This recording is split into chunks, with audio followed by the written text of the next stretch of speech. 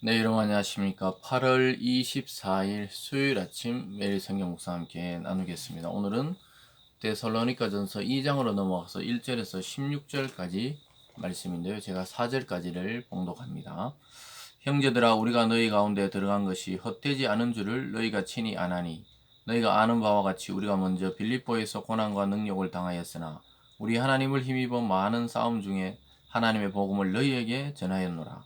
우리의 권면은 간사함이나 부정해서 난 것이 아니요 속임수로 하는 것도 아니라 오직 하나님께 옳게 여기심을 입어 복음을 위탁받았으니, 우리가 이와 같이 말함은 사람을 기쁘게 하려 함이 아니요 오직 우리 마음을 감찰하시는 하나님을 기쁘시게 하려 함이라. 아멘.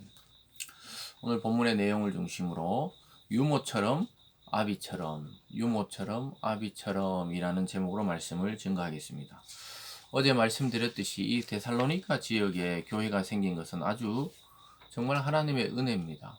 잠시 복음의 박해를 피해서 데살로니가에서 복음을 전하던 이 바울과 전도자들이 몇 개월 머물지 않고 또 다른 또 어려움을 통해 그곳을 떠날 수밖에 없었는데, 그 남겨진 교인들, 그 연약한 교인들이 오히려 믿음의 강함을 보이고 믿음의 본을 보이면서 많은 교회들의 본이 되었다고 어제 이야기하면서, 오늘은 이 복음 전하는 자들이 자기들은 정말 목숨을 다하는 그 어머니들처럼, 그 모성을 가진 유모처럼 그렇게 복음을 전했고, 때로는 엄하게 아버지처럼 징계도 하고 또 꾸중하면서 이 교인들을 세워나갔다, 이렇게 주장하고 있습니다.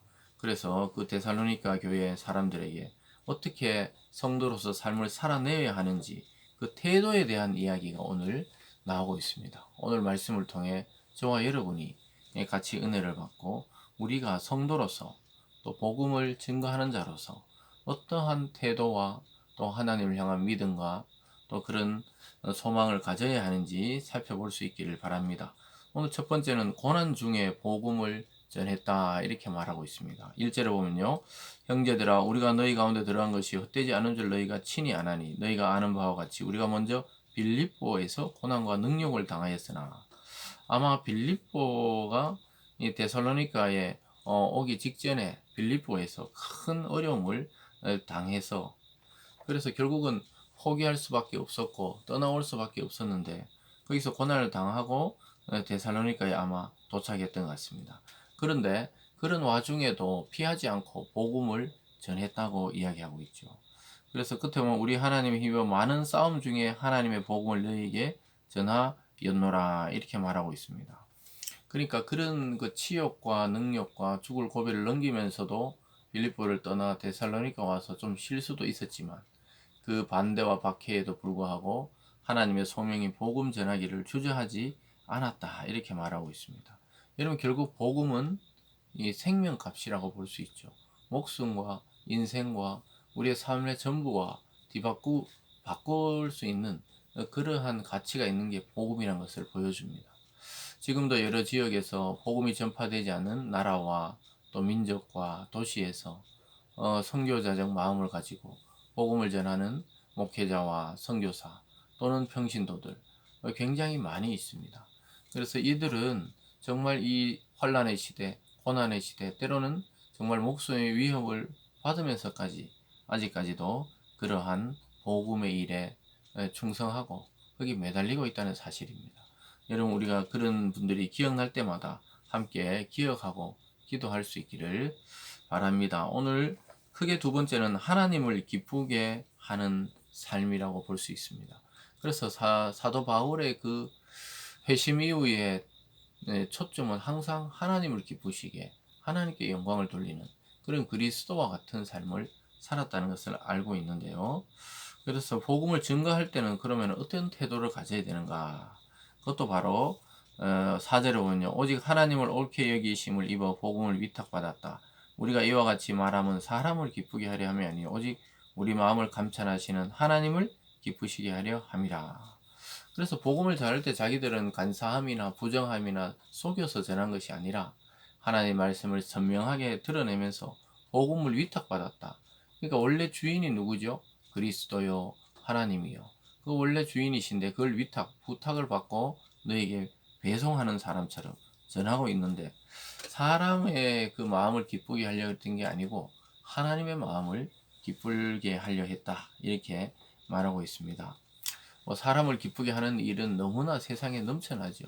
요즘에는 뭐 수많은 오락거리, TV 또는 문화생활, 이거 다 사람을 기쁘게 하는 거지만, 복음은 우리 마음을 점검하시고 우리 마음의 의도를 하시는, 하나님을 기쁘시게 하는 그러한 태도로 복음을 증거해야 된다고 말씀하고 있습니다.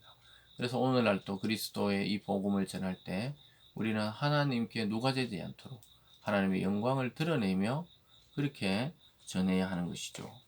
계속해서 성도들은 그럼 어떻게 태도를 가져야 되느냐?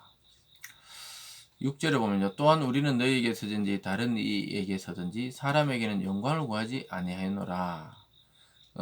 또 자기들의 영광을 위해서 이 복음을 전하지 않았다고 이야기하고 있습니다. 자기가 편안히 살아보려고, 자기가 지배하려고, 자기가 유명해지려고 이런 복음을 전한 것이 아니라고 말씀하고 있죠. 7절에도 우리는 그리스도의 사도로서 마땅히 권위를 주장할 수 있으나 도리어 너희 가운데 유순한 자가 되어 유모가 자기 자녀를 기름과 같이 하였으니, 이렇게 말씀하고 있습니다. 유모, 예전에는 엄마가 만약에 모유가 나오지 않고 이럴 때는 그 유모를 통해서 키웠습니다.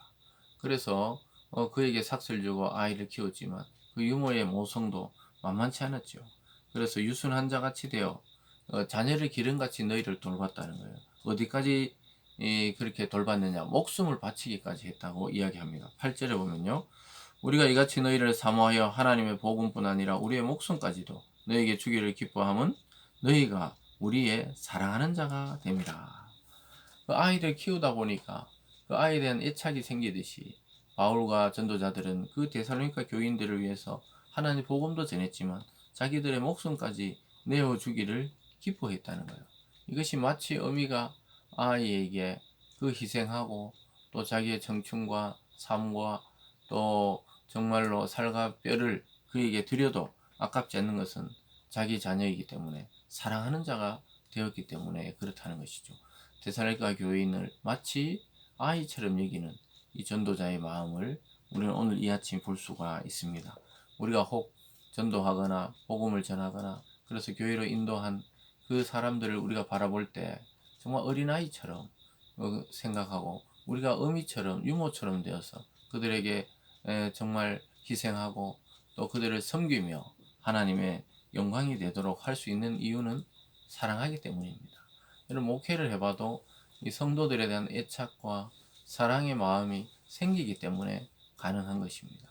그냥 인격적인 관계가 아니고 구조적이고 기계적이고 이렇게 되면 그 기도도 안 나오고 걱정도 하지 않고 그렇게 살아가게 되는 것이죠. 그런데 부모가 어떻게 자식을 잊겠습니까? 그와 같이 우리가 복음 전도자가 또 복음을 듣는 자들에게 그와 같다는 사실을 깨닫게 됩니다. 그리고 계속해서 지도자들이 어떻게 해야 되는가? 9절에 보면 형제들아 우리의 수고와 애쓴 것을 너희가 기억하리니 너희 아무에게도 폐를 끼치지 아니하려고 밤낮으로 일하면서 너희에게 하나님의 복음을 전하였다. 그 데살로니가 지역에 갔을 때 폐를 끼치지 않기 위해서 스스로 일을 해가면서 그렇게 복음을 전했다, 이렇게 말하고 있습니다. 왜냐? 그들이 아직 어리기 때문에 전도자들을 돌볼 수가 없었던 것이죠. 그래서 복음을 전해보면은 성도들이 없거나 아직 어릴 때는 목회자들이 또는 선교사들이 일을 해가면서 복음을 전할 때가 있죠. 그러나 어느 정도 조직이 되고 또 그 교회의 헌금을 통해 재정이 돌아갈 때는 전념하는 것이 좋습니다. 그래서 복음에 전념하도록 만들어주는 것이 좋죠. 어쨌든 그렇게 되었다는 거예요. 11절에도 너희는 아는 바와 같이 우리가 너희 각 사람에게 아버지가 자기 자녀에게 하듯 권면하며 위로하고 경계하노니 이는 너희를 부르사 자기 나라와 영광에 이르게 하시는 하나님께 합당하게 행하게 합니다. 하나님 말씀에 합당하게 행하게 하기 위해서 징계도 하고 또 위로도 하고 때로는 권하기도 하고 때로는 엄하게 말하기도 했다. 아버지처럼. 아까 조금 전에 그 희생에 대한 것은 어머니같이 목숨까지 내어줄 용의가 있다, 이렇게 바울은 말을 했고, 지금은 아버지같이 가리킬 때는 엄하고 바르게 또 훈계하는 것이죠.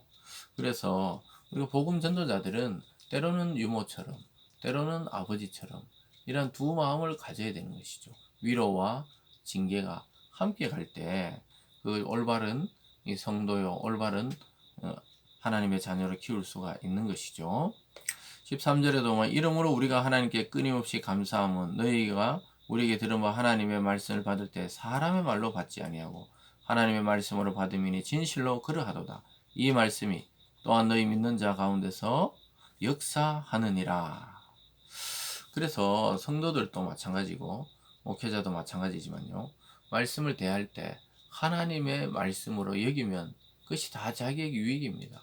앞에 있는 인간 목회자가 이야기하는 것이 아니라 하나님의 말씀으로 알고 받을 때 하나님이 역사하신다. 이렇게 말씀하고 있습니다. 말씀을 대하는 우리들의 태도를 다시 한번 돌아보게 하죠. 저와 여러분, 하나님의 자녀로 살아가면서 누구의 말씀을 들어야 합니까? 하나님의 음성과 하나님의 말씀을 나에게 하시는 음성으로 듣는 은혜가 있어야 되겠습니다.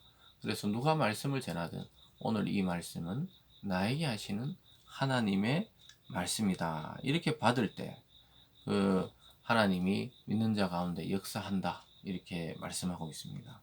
사랑하는 여러분, 오늘 말씀을 통해 우리가 복음을 받기도 하고 또 복음을 전하기도 하는 자로서 어떤 자세와 태도를 취하고 또 바울은 자기 목숨을 바쳐서까지 그렇게 복음을 전하려 했던 것은 하나님께 기쁨이 되게 하기 위한 일이었습니다.